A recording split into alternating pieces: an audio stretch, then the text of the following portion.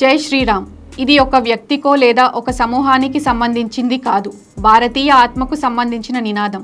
ప్రతి వాళ్ళు తమ వాడిగా భావించుకునే అరుదైన దేవుడిగా కీర్తించడం సర్వసాధారణం. ఆకట్టుకునే రూపం, మాటకు కట్టుబడి ఉండే మనస్తత్వం కలిగి ఉన్న అతనే శ్రీరాముడు. ధార్మికతకు దర్పణం. 140 కోట్ల మందికి పైగా ఉన్న ఈ సమున్నత భారతావనిలో 90% పైగా ప్రజానికం జై శ్రీరామ్ అంటూ నినాదిస్తున్నారు. తమ దేవుడిగా ఆరాధిస్తున్నారు. త్రేతాయుగంలో శ్రీ మహావిష్ణువే లోక కళ్యాణం కోసం రాముడిగా అవతరించాడు.